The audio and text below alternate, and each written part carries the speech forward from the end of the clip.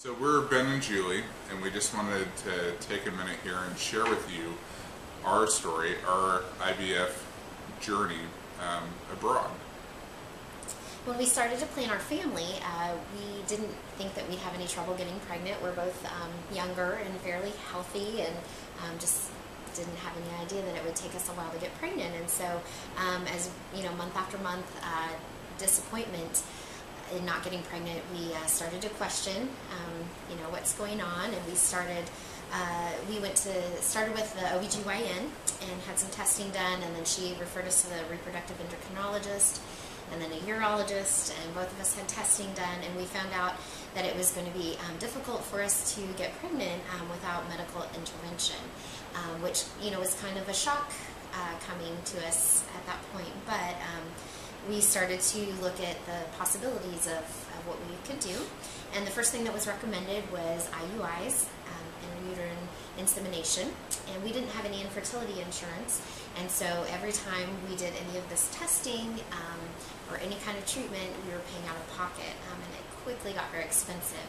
We ended up doing 5 rounds of IUIs, and none of them were successful, and we were pretty discouraged because we really wanted to try IVF, which the doctor was recommending was the next step.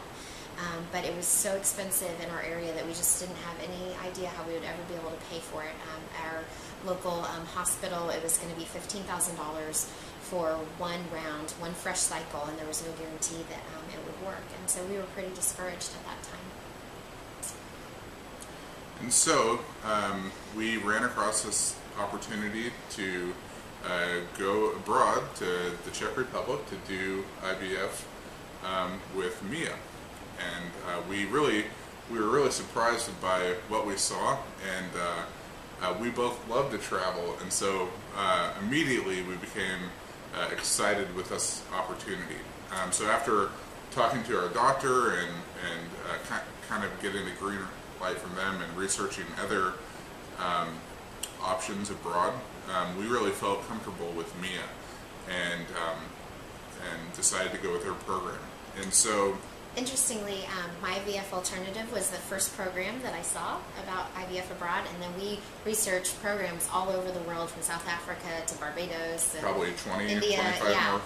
And contacted various places. But we came back every time to My IVF Alternative was very well documented of having good results and personal references, and just very clear expectations and guidelines and payment schedules. Everything was so professional and so well organized. We just kept coming back to this is the one that just seems just right. So we planned a trip to the Czech Republic. We had always wanted to go to Europe. We had traveled abroad to several other places, but it had been a lifelong dream to go to Europe, and now it was coming true. Which is kind of nice, a nice change of pace when you have dreams of starting a family and those dreams are not happening and you're nervous, you're concerned about whether those dreams will ever come true. It's a refreshing thing to be able to begin a dream that you had in traveling, one that you'd always hoped for. And so we planned a trip to Europe. We planned to go to the Czech Republic, and we flew into Prague. We traveled in the off-season, which can save a little money, and flew into Prague, spent a couple of days there, and then headed over, took the train to Brno. Brno is a second biggest city in the Czech Republic. It's a non-touristy city, although there are things to do there. There are cool attractions and so forth. But overall, it has more of a non-touristy feel, maybe more of, you feel like you're getting more authentic Europe. So we went in for some examination and some ultrasounds, and then we were told that we didn't need to come back for 4 more days. And so we went from the clinic. We came with our bags packed to the clinic, and we went straight from there to the train station and jumped on a train for Vienna, and really enjoyed ourselves in Vienna, and seeing all the sights and splendors of the Habsburg dynasty in Vienna, and then and towards the end of our trip in Vienna, we thought, why not go to Salzburg? So we jumped on a train and headed to Salzburg, into the foothills of the Alps. Salzburg is an incredibly beautiful city, and so we, after Salzburg, we went back to Brno and continued with the treatment. Just as a side note too, we'd never done IVF before, so the MIA staff really stepped us through all of the procedures and the shots and everything leading up to. So we'd started shots when we were in the U.S., and then we had to take our medicine with us on the plane, and your doctor can give you a little note to go with you to say why you have needles and all that kind of stuff with you in your carry-on. It was no problem. It was no problem. Nobody even questioned or asked to see our doctor's note, but I did have a little note from my OBGYN explaining why we had them. And then we continued to do shots and medication while we were traveling in Europe, and we just had to adjust for the time change about when we were supposed to do our shots. But the MIA staff was so good about helping us figure out the timing and how to do them and all that. And then when we checked into the clinic, they kind of went it back over the protocol and talked through more steps on what medication to do now, right before the egg retrieval and all those kind of things. So they really helped alleviate all my fears of what to do when, and this big overwhelming thought of IVF and all the medication. They really helped us each step of the way, so there was no worries. And anytime I did have a question, I could just email my rep and she'd get right back with me to tell me what to do. So that was really helpful. So we did all that fun traveling, and then we came back and we were just kind of in Brno for the last little bit because we had to do our egg retrieval, and then we were waiting around while the embryos developed, and then we had our implantation following that. It was kind of a difficult time for me after the egg retrieval, just because my body reacted very strongly to the medication, and I had kind of a hyperstimulation. One thing that made us feel more comfortable with the program itself, because hyperstimulation can happen in America. We've talked to people who went through that in the States. That can happen anywhere. But yeah. In my case, I was very sick at our hotel in Brno, and we just were able to contact our coordinator, and she got a taxi for us to drive us from our hotel to the clinic, and a doctor and a nurse met us who worked at the clinic, met us there at like 3 o'clock in the morning and gave me an IV and stayed with us through the night, and they let Ben stay too, and they kept monitoring everything and gave me anti-nausea medicine and just helped me get through that rough patch, and then took care of us. And so that was just really special that they took so much care and concern for us through that difficult time. Yeah. And we didn't get charged anymore for that either, so yes. That was a blessing for sure. Yeah, so that was kind of a rough patch. So when it was time for the embryo transfer, that went very smoothly. There were no problems at all, and just felt really comfortable with it. We had 2 embryos implanted at that point, and we went back, and we knew we'd had a really fun European vacation, and whether or not we got pregnant from it, we'd had a really great time, and so it was a positive experience for us. But we actually ended up, we did get pregnant from it, and we had 2 twin daughters on the way, and we did see a specialist every month. We were seeing my regular OBGYN and then a specialist every month because it was a twin pregnancy. But unfortunately, we lost both of those babies at the beginning of the 2nd trimester, and it was no fault of the clinics or the procedure. The specialist said that there was nothing wrong as far as the IVF was concerned. It was just one of those things.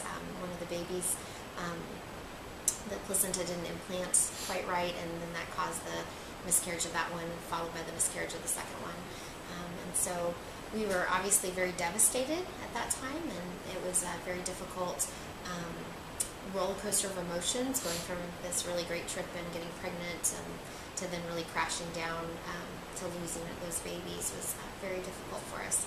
But honestly, one of the things that helped us kind of get through that very difficult grieving process was knowing that we had some frozen embryos that had been created, and we left them in check, and they were frozen there. So one of the things that really helped us was knowing that we had some there that we could go back and try again. And we'd often told ourselves, you know, if this procedure doesn't work, we're going to try again. If this procedure doesn't work, we're going to try again. If this one doesn't work, we'll try again. And so that was kind of always our mantra of, we'll just try again, we'll try again.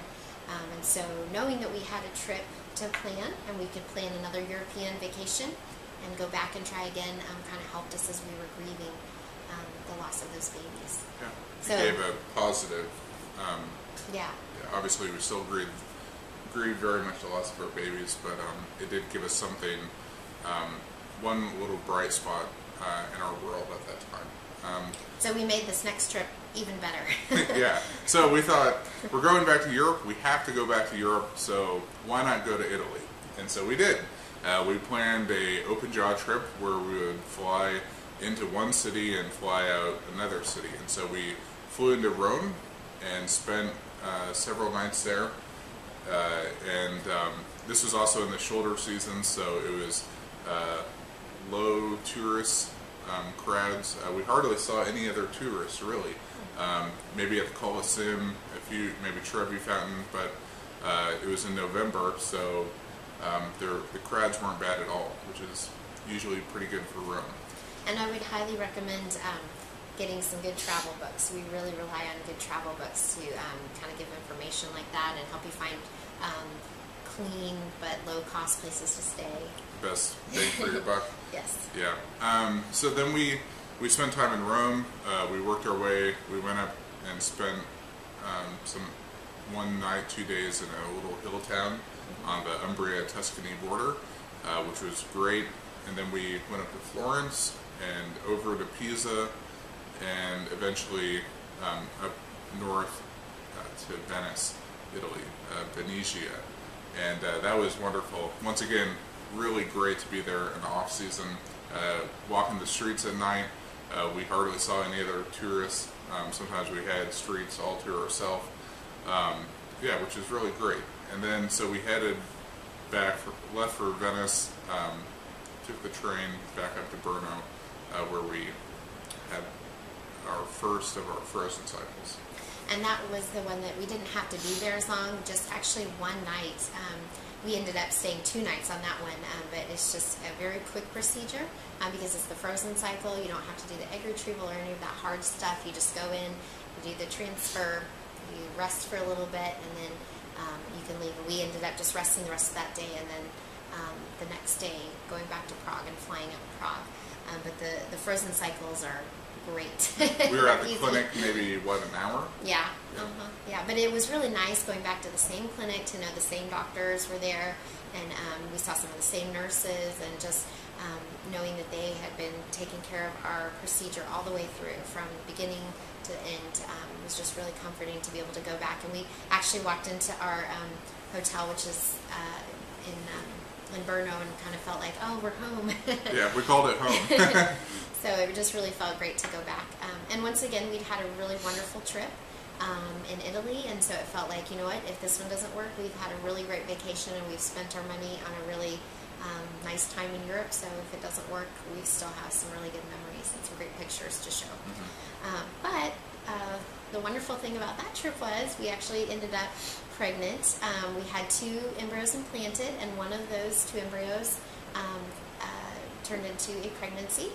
And so that's how we have our son Saurin, who's a wonderful blessing, and he's a healthy 16-month-old boy, very busy, very active, a real blessing for sure.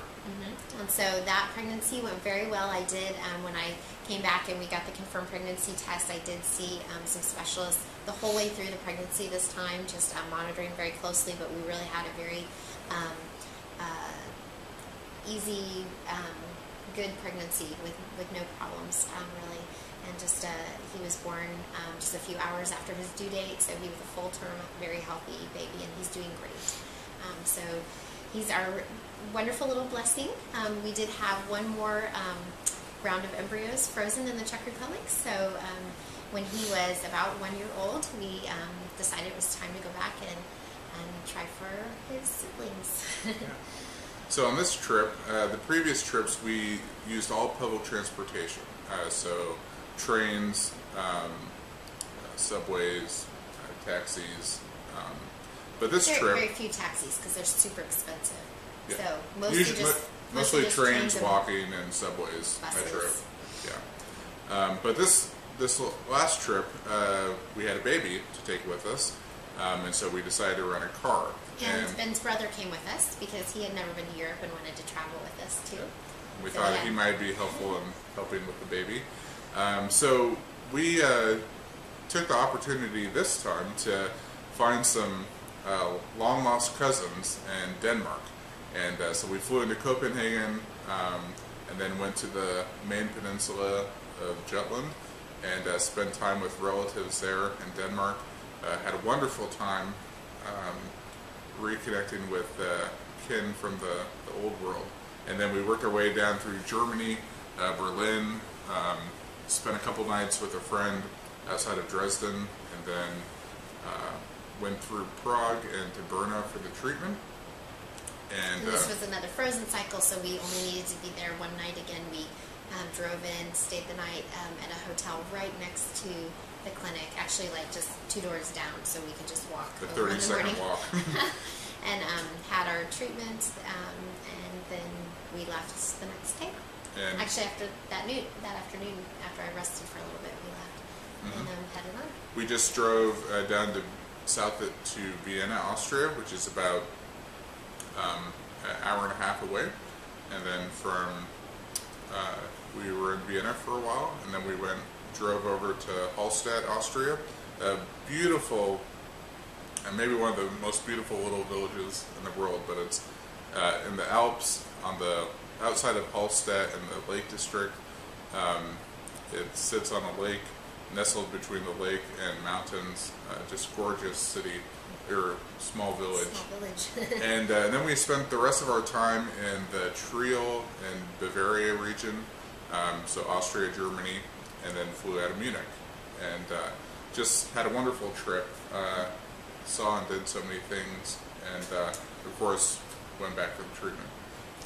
Unfortunately, even though we had 3 embryos implanted on this last treatment, we did not get pregnant from it. And so, that was a disappointment. But I think with all IVF, there's highs and lows. So it's one of those things that, we knew was a possibility going into it. But, there's still disappointment and sadness that it didn't work out. But once again, we are looking on to, okay, what's next? So we'll try again and try again and try again. So we're actually saving some money to go back. We thought about maybe trying something a little closer to home and maybe a little bit cheaper, but honestly we couldn't find anything. Canada, Barbados, everything was more expensive. And when we thought about doing IVF again, we thought, we just feel so comfortable with ReProfit. The clinic in Czech has done such a wonderful job with us, and we feel so at home and comfortable with their program that when we thought about it, we just really felt like we wanted to go back to the same place that we've been doing our treatment. So I think that's what we plan to do. Yeah. So we're excited to return back to Europe, back to Brno, our home away from home. So we wish you well, and hope that this helps you on your journey. It can be a lot of ups and downs on the journey of infertility and miscarriage. We've been through some of those bumps, but we definitely say it's all worth it. Thank you. Thanks.